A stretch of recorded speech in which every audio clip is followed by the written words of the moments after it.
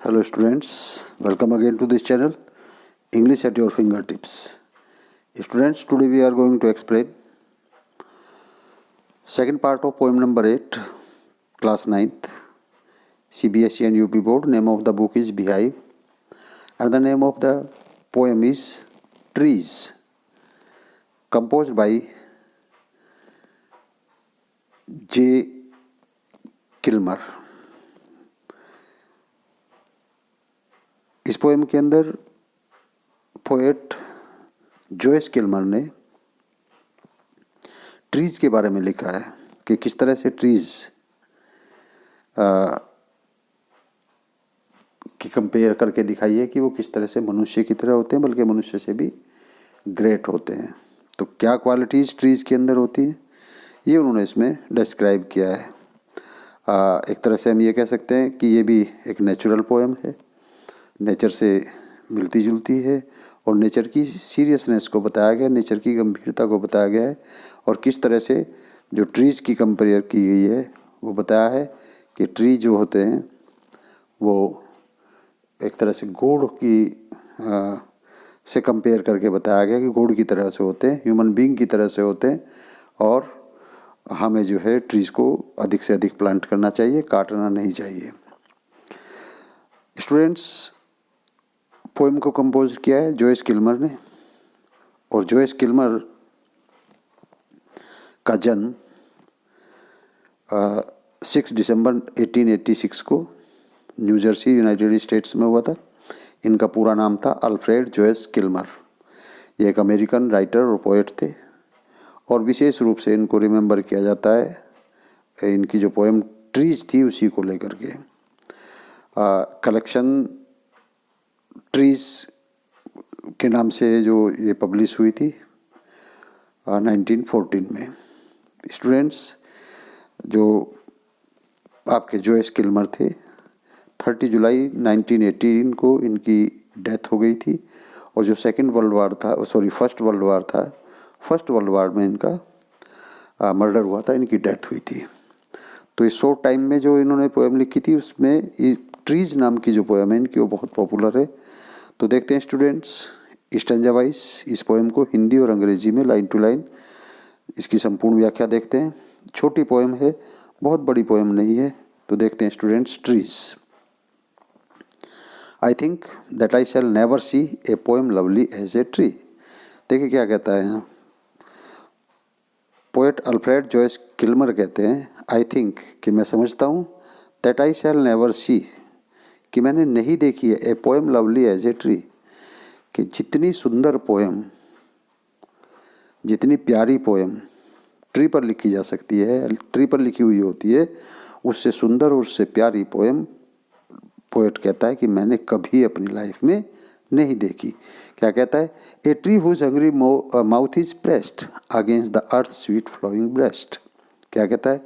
ए tree, एक वृक्ष, whose hungry mouth is pressed, whose hungry, जिसका हंग्री माउथ मुख इज प्रेस्ड, यानी क्या कहता है, यह कहना चाहा है पोएट ने कि एक ट्री जो होता है वो उस तरह का उसका मुख होता है जो कभी भी नहीं भरता है, हमेशा हंग्री ही रहता है। अब स्टूडेंट्स देखें, हम लोग कैपेसिटी क्या होती है कि हम लोग किसी ना किसी टाइम जो है सैचुरेटेड हो जाते हैं, लेकिन जो एक ट्री होता है वो हमेशा हंग्री रहता है, हमेशा जब तक सनलाइट होती है उसके अंदर फोटोसिंथेसिस की रिएक्शन होती रहती है, वो लगातार भोजन का निर्माण करता रहता है। और जो ट्रीज होता है against the earth sweet flowing breast, breast देखिए यहाँ क्या कहा है स्टूडेंट्स, ब्रेस्ट का मतलब होता है ब्रेस्ट और ब्रेस्ट का मतलब होता है छाती। अगेंस्ट द अर्थ स्वीट कि पृथ्वी की फ्लोइंग ब्रेस्ट यानी पृथ्वी की छाती पर तनकर खड़ा होता है ट्रीज और उसका जो मुख होता है वो ऐसा होता है जो हमेशा हंग्री होता है।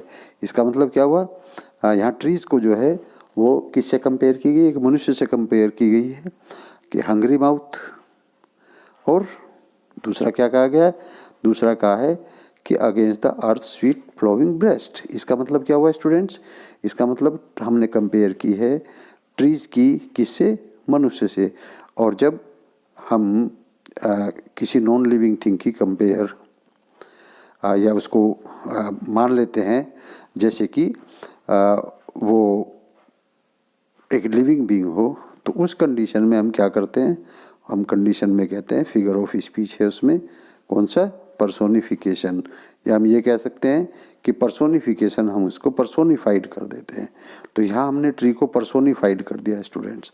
पर्सोनिफाइड क्यों कर दिया है, क्योंकि उसको हमने पर्सन मान लिया है। तो जब हम पर्सन मान लेते हैं तो उसको हम कहते हैं कि उसने हम पर्सोनिफाइड कर दिया। क्योंकि देखिए स्टूडेंट्स, यदि हम देखें यहाँ तो उसको क्या बताया हमने, उसका माउथ बता दिया। अब माउथ किसका होता है, माउथ होता है मनुष्य का।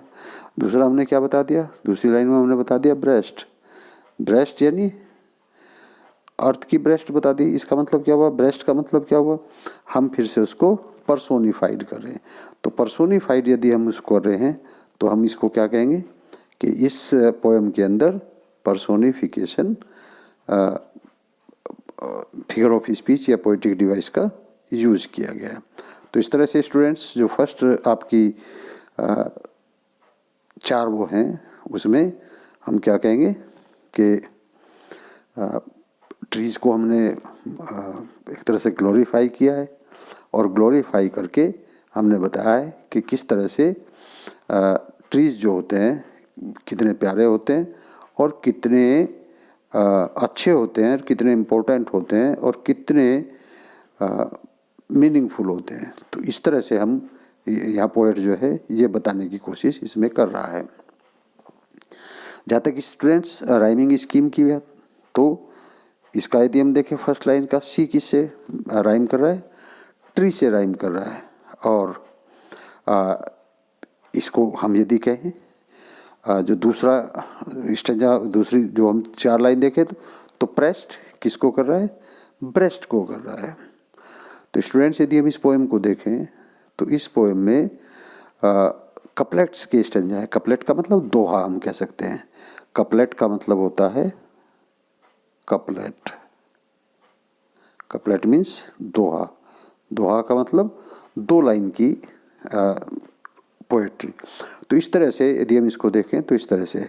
अब यदि हम इसकी फिर राइमिंग स्कीम की बात करें तो राइमिंग स्कीम क्या हो जाएगी, A A B B, A A B B, क्योंकि ये इससे राइम कर रहा है।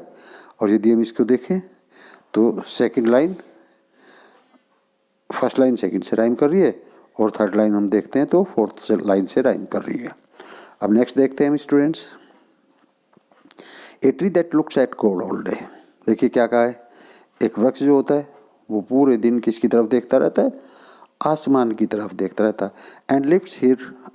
And lifts her leafy arms to pray. और ऐसा लगता है कि जैसे भगवान की तरफ देखते हुए एक वृक्ष लगातार पूरे दिन क्या करता रहता है, अपने हाथ उठा रखता है। लीफी का मतलब पत्तीदार, क्योंकि इसकी जो शाखाएं होती हैं वो शाखाएं क्या होती हैं, ऊपर को उठी हुई होती हैं, उन पर पत्तियां लगी हुई होती है। तो ऐसा लगता है कि एक वृक्ष जो होता है वो पूरे दिन भर भगवान की तरफ देखता रहता है और ईश्वर की तरफ देखते हुए वो क्या करता रहता है, पूजा करता रहता है। स्टूडेंट्स यदि हम देखें तो जो ट्रीज़ की बोझ होती हैं वो इस तरह से होती हैं, इस तरह से। और यदि हम देखें तो ये जो बोझ है ये ऊपर को उठी हुई है, और इनकी जो लीव्स है, जो लीव्स होती हैं वो लीव्स लीफी आर्म्स, आर्म्स किसको कहा है, ब्रांचेज को। जो ब्रांचेज होती हैं वो लीफी आर्म्स जो होती हैं हमेशा ऐसा लगता है जैसे कि वो भगवान की प्रार्थना में ऊपर को उठी हुई होती हैं। तो इसलिए यहाँ कहा गया पूरे दिन जो वृक्ष होता है वो भगवान की तरफ देखता है, नहीं ऊपर आसमान की तरफ देखता रहता है, और उसकी जो ब्रांचेज होती हैं लीफी ब्रांचेज वो हमेशा ऐसा लगता है जैसे कि भगवान से प्रार्थना करने के लिए ऊपर को लिफ्ट हो रखी है, उठी रखी है। स्टूडेंट्स इसमें भी देखें तो पर्सोनिफिकेशन फिगर ऑफ स्पीच का यूज़ किया गया है, क्योंकि ऐसा लगता है ट्री लुक्स, कौन देख सकता है, कौन लुक कर सकता है, मैन कर सकता है।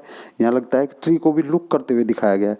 दूसरा प्रे कौन कर सकता है, प्रे गॉड से प्रे, और वो भी किससे, लिफ्ट करके अपनी आर्म्स को कौन कर सकता है, पर्सन कर सकता है। तो इसका मतलब क्या हुआ, यहाँ भी हमने इसको कहेंगे personification figure of speech use किया गया है। पर्सोनिफिकेशन यानी पर्सोनिफाइड कर दिया हमने किसको, ट्री को। फिर क्या कहता है, a tree that may in summer wear a nest robins in her hair. अब देखिए क्या है कि एक वृक्ष जो होता है वो समर के यानी गर्मियों के मौसम में a nest of robins in her hair, और एक रोबिन्स का जो नेस्ट होता है वो अपने हेयर में वियर करके रखता है, धारण करके रखता है। यानी गर्मियों के समय में जो वृक्ष होता है वो रोबिन्स एक बर्ड का नाम होता है, उसके नेस्ट को अपने हेयर में धारण करके रहता है। तो यहाँ वियर करने का मतलब क्या हुआ स्टूडेंट्स? पहनना। तो यहाँ भी यदि हम देखें वियर करने का मतलब क्या हुआ, इसको पर्सोनिफाइड किया गया। जहाँ तक हम फिगर ऑफ स्पीच की बात करें तो इसमें क्या है, a tree that looks, personification हो गया। और यदि हम राइमिंग वर्ड की बात करें तो ड्रे राइम किससे करता है? प्रे से, और वियर किससे करता है? हेयर से करता है। तो यदि हम उसमें देखें तो यहाँ क्या हो गया? सी सी और डी डी। तो फर्स्ट फिर से क्या है? कपलेट। तो फर्स्ट कपलेट में क्या था? ए ए, दूसरे में क्या था? बी बी, तीसरे कपलेट में क्या है? सी सी, और चौथे कपलेट में क्या है स्टूडेंट्स? D D.